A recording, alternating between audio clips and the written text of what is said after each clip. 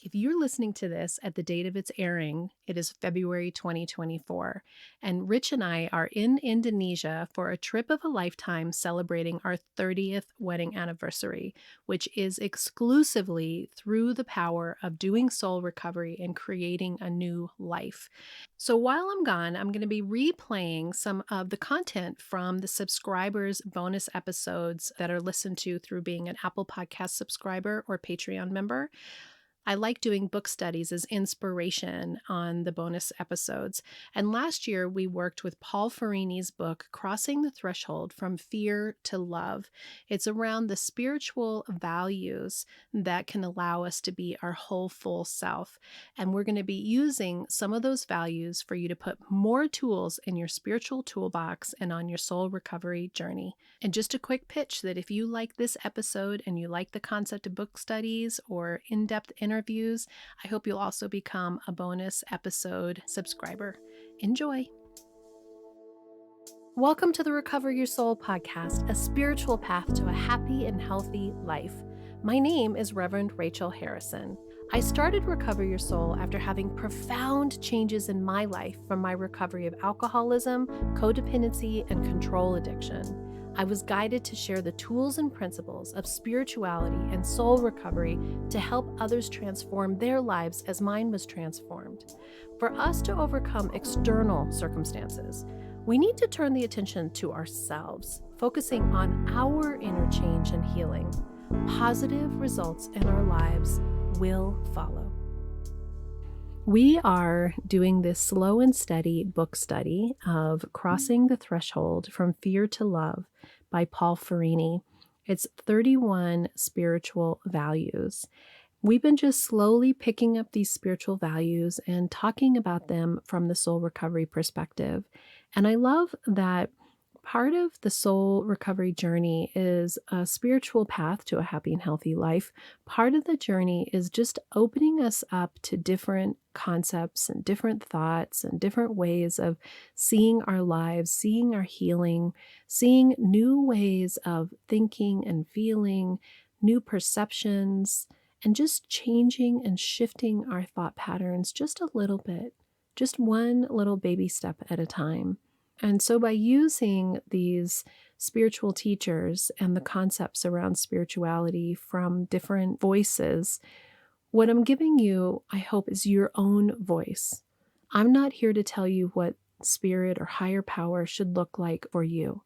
This is your own process of finding what that is in your own being, your own connection to what a higher power, something greater still, that love, that support that is indeed surrounding you and loving you, and beginning to give it voice, because most of us came from upbringings where we were given the terminology, we were given what the images were. There was a lot of shame, a lot of guilt, a lot of believe this. If you don't believe this, then you're going to be in trouble. Then you'll, oh my gosh, go to hell, right? Like the fear that was installed in so many people around religion. And by taking a look at these spiritual values, by taking a look at this and other teachers that we're studying here, what we're doing is we're helping you to decide what's right for you. As I often say, I want you to take what works for you and to leave the rest, because I'm growing and developing my own spiritual foundation. And it's providing me with so much inner peace and strength and just contentment in my life that is so different from how I felt before. And I've always been kind of a spiritual person, but it's this real attention and real attending to myself and this connection. And so my hope in us reading this book and the other things that we'll be studying along the way and other people that come in for interviews is for you to be gathering up and deciding for yourself what is right for you. What do you feel in connection? How do you feel the most true to yourself and your higher self? These spiritual values are so great for me to be covering because, like today, we're going to be doing detachment. And he's not talking about detachment from the codependent Al-Anon perspective, as we usually use that word. He's talking about detachment as a spiritual principle, as a spiritual value. So we're just going to dig into the book, and we've read over, oh my gosh, so many things now: acceptance and forgiveness and humility and patience and gentleness and honesty, generosity and compassion. And here we are at detachment. As usual, I will read from the book and from the reading and then reflect accordingly. And just allow it to wash through you and over you, and see where there might be little snippets of an aha moment, a little snippet of truth that is about empowering you to live from your highest self, that's giving you your power back. So that's why we're studying and reading these values. Okay. Detachment is a state of consciousness, he says. We cultivate detachment when we release our attachment to someone or something that is preventing us from growing and moving forward in our lives. Detachment helps free us from unhealthy relationships, delusional beliefs, and dysfunctional behavior patterns. While emotional attachment is part of the process of learning and growing, there comes a time when we must let go to free up our energy to create something new and better in our life. I loved that line.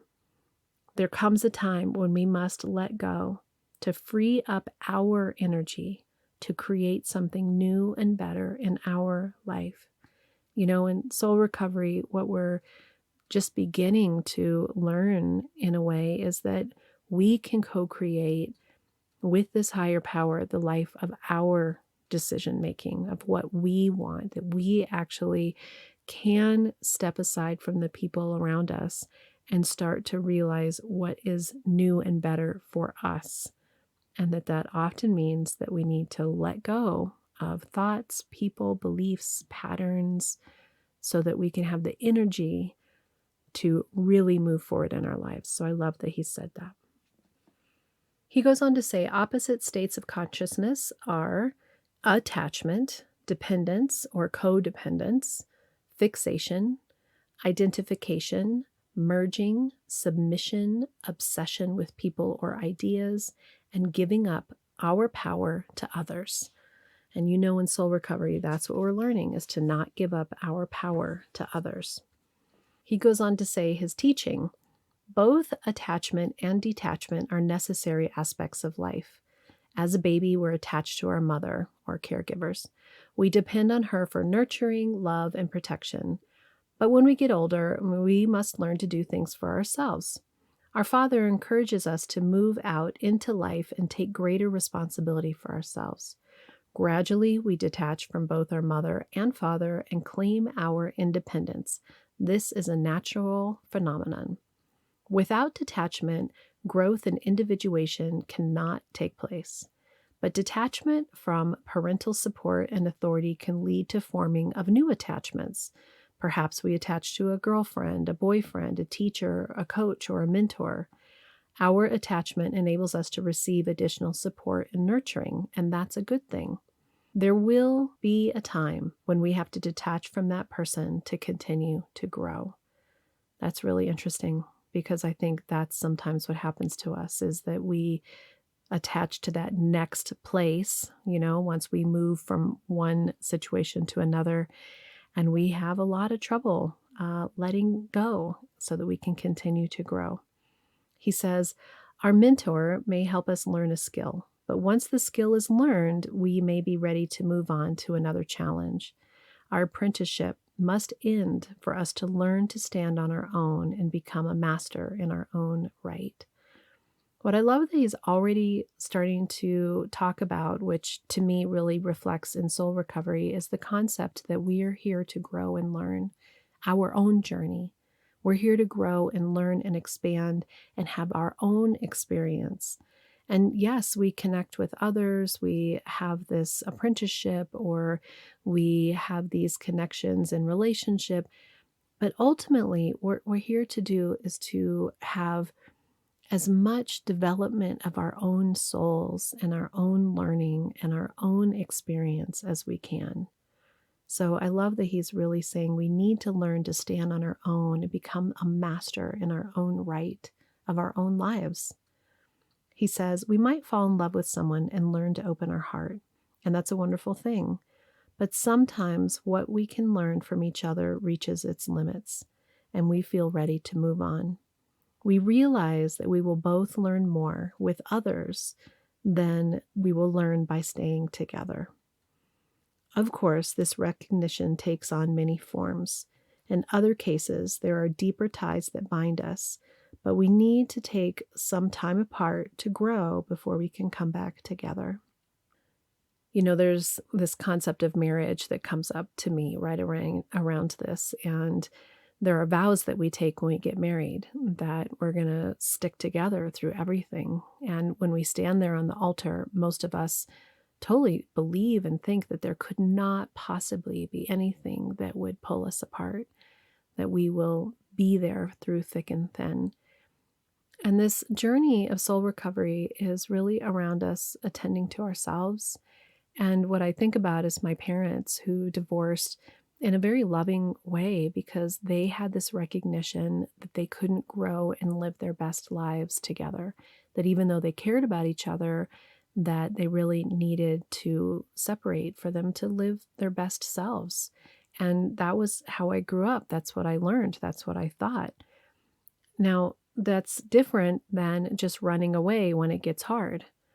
And as Rich and I were one of those people that had a separation for a year and did some time apart to reflect, to take a look, to say, do we need to separate to be our happiest selves, or can we work on this together? And in our case, we came back together. But I think that there's the importance of realizing that the vow is real, but truly recognizing when it is best to not be together so that you can move forward in your life, or the other person can move forward in their life to their healthiest benefit. That is much stronger than a vow made that is really around society and social binds. And I know that's a really tough thing to talk about, and some people may have differing views around that. And again, take what you need and leave the rest. But I really love that he really talks about how it's important that we realize about learning and growing, that sometimes we need to let go to be able to be our best self. If you're ready for soul recovery, as a spiritual coach, I can support your healing to help make real changes that will bring you a life of peace, happiness, connection, and abundance. You can also work in smaller groups by taking a deep dive in a Zoom workshop or with me in person at a retreat or an event. Join others on the soul recovery path once a month for the free Zoom support group or daily on the private Facebook page.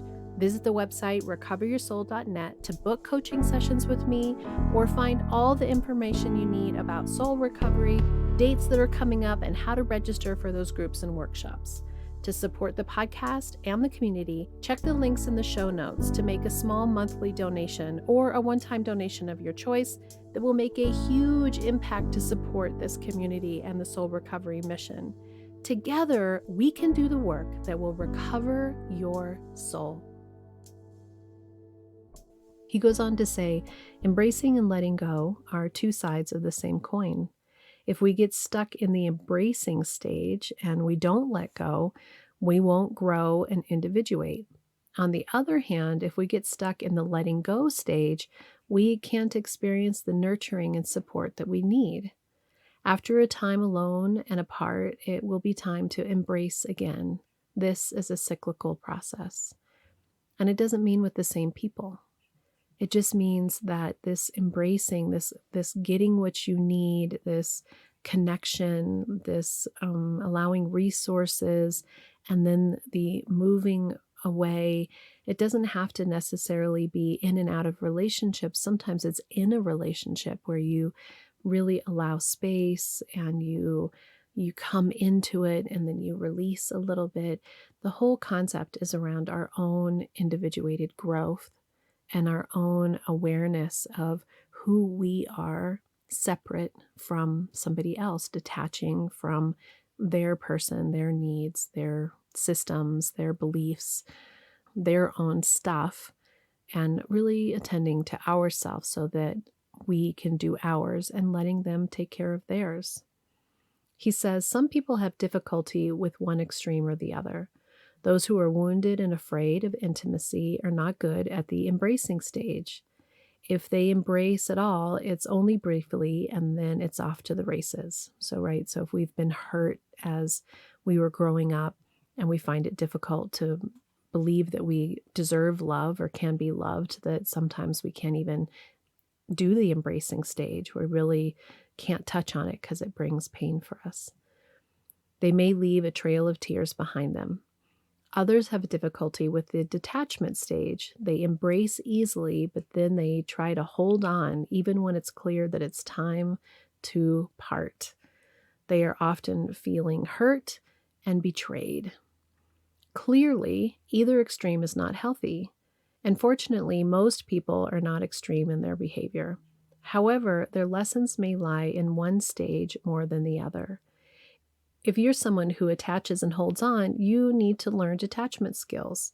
If you're someone who has trouble connecting, committing, your lessons may lie in the attachment stage. You probably know which one applies to you, and you may choose a partner who exhibits the other tendency so that you can learn from him or her. Sometimes we don't even know that we're doing this subconsciously, that we're choosing people who are going to help us in our attachment styles and be able to heal. So if you see those relationships as learning opportunities instead of as something that's harming you, then you really can lean in and see them as your teacher instead of your harmer. He says the practice.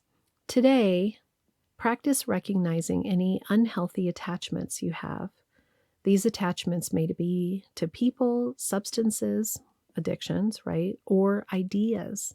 See how these dependencies hold you back from moving forward in your life and be prepared to start letting them go. The first step is usually to understand what the payoff is from each attachment. I think this is really fascinating because this is something that I talk to people a lot about. What is the payoff? So I'm going to start again. The first step is usually to understand what payoffs come from each attachment. For example, you may be attached to your job, even though you don't like it because it pays the bills, right? So the payoff is I'm going to be able to support myself.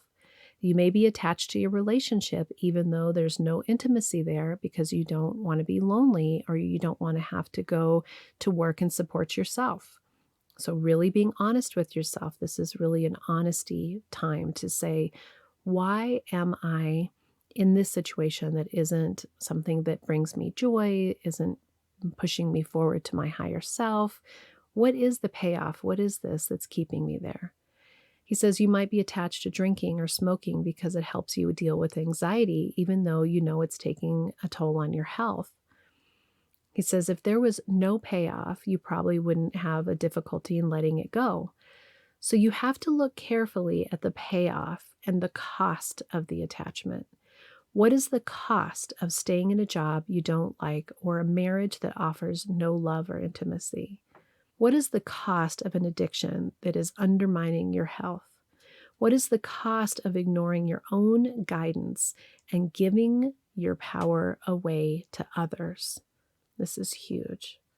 What is the cost of you ignoring your own inner guidance and giving your power away to others? What does that cost you in your life? When you really think about it, are you living from your truest self, from your highest self? What is the cost of continuing to stay in situations that are not healthy for you? He says, when you understand the cost is greater than the payoff, you realize that you must take steps to free yourself from the attachment. Sometimes you can do this by standing up for yourself, speaking to your boss or to your spouse, going cold turkey off booze or addictive substances. And other times it becomes clear to you that you need help from others to overcome the attachment and take the first step by asking for the help that you need. These are such powerful concepts to really look at what is the payoff? What do I actually get from this? Or at least what am I telling myself that I get from this? Or sometimes it's even what is the unhealthy part of my brain telling me that I need this for, that this is why I'm here, versus really what is the cost? What is really happening in my life? Am I happy? Am I unhappy? Am I healthy or unhealthy? Does this bring me joy or does this make me feel sad and detached? And it is also so important to realize that sometimes we need help. You're here listening to this podcast because at some point you reached out and typed something into a search engine and here you are. And how amazing is that? Maybe it sometimes is just listening to a podcast or to a book or some sort of resource that gives you what you need. And sometimes it's deeper than that. For me in recovery, it was going to 12-step. It was committing to a 12-step program to stop drinking, and for Al-Anon. That was part of the beginning of my deeper healing that opened me up in a way. For some people, it is really leaning out to friends and really letting them know what's going on and stop hiding what is really happening in your life. So many of us try to pretend like everything's okay when really underneath it's not okay. And sometimes just saying it out loud and hearing yourself share with somebody what the real cost is in staying in a situation or a relationship or a job that isn't benefiting you, that isn't healthy for you anymore. Just saying it out loud really lets you feel and know the truth of what that is. So looking at what the cost and what the payoff is, what does asking for help look like? How can you empower yourself? How can you stop giving your power away? What do we need to let go of? What do we need to embrace? Really powerful concepts. He says, today, see the cost of your attachment and take the first step towards freedom from that entanglement. Today, pick up the phone and call for help if you need it. Today, communicate your desire for change to the people who need to hear it. Don't remain in your victimhood because you think you have no choice. This is one of my big things. You always have a choice. Don't remain in your victimhood because you don't think you have a choice. You believe that only because you have been giving your power away. And then he says, take your power back and take charge of your life one step at a time.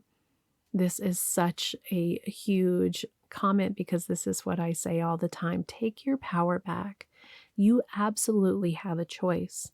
And it isn't easy.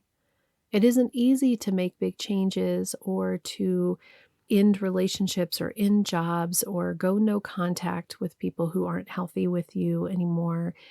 But what we do when we do that is we're taking our power back and we're taking charge of our life. And in soul recovery, what we're learning is to trust our higher power, that we will be guided and led and resourced with everything that we need to be able to make those decisions that benefit us. I don't believe that Spirit wants any of us to be in a situation that is unhealthy, unhappy, or unkind. It is not easy to stop being a victim. It's not easy to stand up for ourselves. There's a lot of fear of success. There's a lot of fear around actually stepping out from unhealthy thought patterns, beliefs, because we don't want to fail.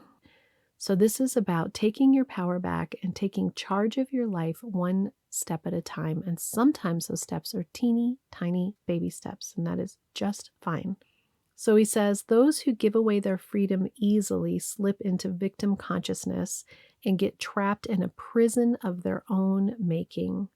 The longer they stay, the more docile and powerless they become. Darkness and depression set in, and the light continues to recede from them. Today, check the door of your prison cell. It's not locked, even though you might have believed it was. When you decide to leave, the door will open. Today, detach from all that is not helpful or empowering for you and open the door to a better life. You are a creator, not a victim. The proof of that lies in the fact that you alone create the prison and you alone can escape from it. This is so powerful and it's so hard to see when you're in the midst of pain. I get it. I get it. Oh my gosh, do I get it? I'm thinking of so many things right now. I'm thinking about when I was afraid to quit drinking, and I'm thinking about the struggle of watching my adult kids and learning to not, oh my gosh, go out and try to fix every single one of their issues. And I'm thinking about how I see my husband and my marriage and what glasses I choose to look through when I look at him at different situations. That I get to choose what my life feels like, that at any moment in any of these situations, I can stand in lack and I can stand in fear and I can stand in victimhood, or I can stand in strength and I can stand in compassion and I can stand in awareness and I can look at the world in the way that I choose to see it. And I can remember to empower myself in this moment right here, right now, that I can choose to leave the prison of my own making. That may mean leaving relationships. It may mean leaving jobs. It may mean letting people that we love have their own difficult experiences. Detachment is not easy. It is not easy. But ultimately, this spiritual journey that we're on about really, really, oh my gosh, really loving ourselves and really believing in ourselves and trusting that we deserve something more, that we deserve to be happy, that we deserve to be loved, that we deserve to be comfortable and contented, that we don't have to have everything be major drama or stress or the trauma that we grew up with, the chaos that we may have grown up with, that we can choose something different. It's incredibly powerful to realize that you get to create your life. Your life is what you think and feel and believe it is.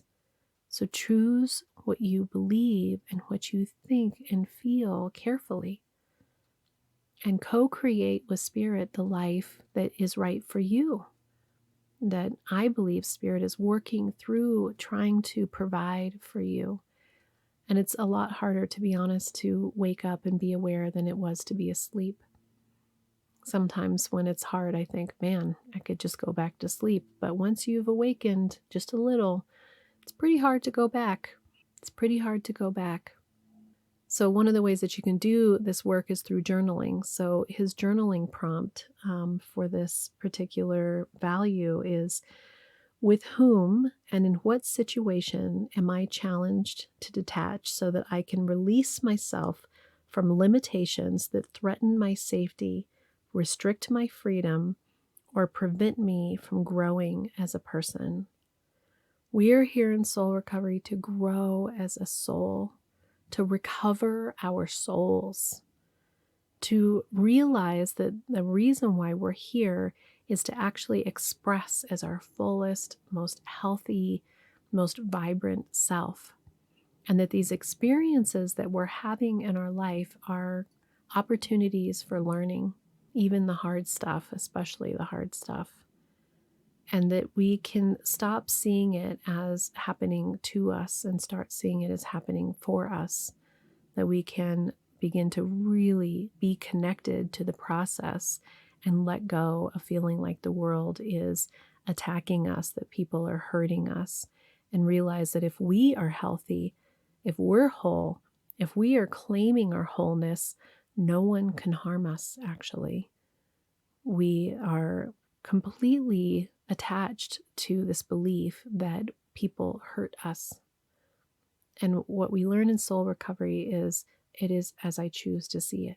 So it doesn't mean that hard things don't come. It doesn't mean that these aren't difficult situations, but that I can detach from the beliefs that have been harming me.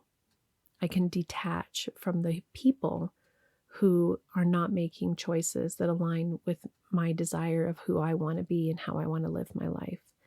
and I can detach from the belief that there isn't enough and remember that it's unlimited and I am part of this amazing universe that wants the best for me. And feeling our feelings in all of this, really allowing yourself to have the process of uncovering and looking at all of the layers that come with all of these awakenings and all these awarenesses. What a powerful chapter around detachment from Paul Ferrini.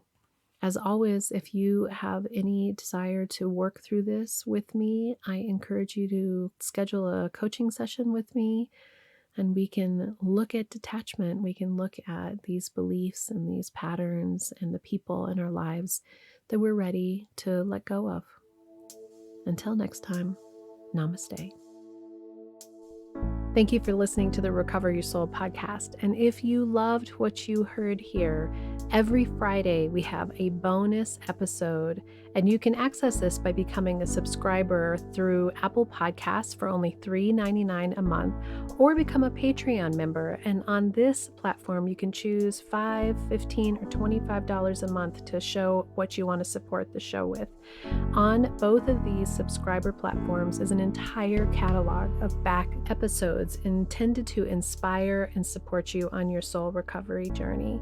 I really want to invite everybody to attend the free once a month, every first Monday of the month support group. This is on Zoom. Everyone is welcome to attend.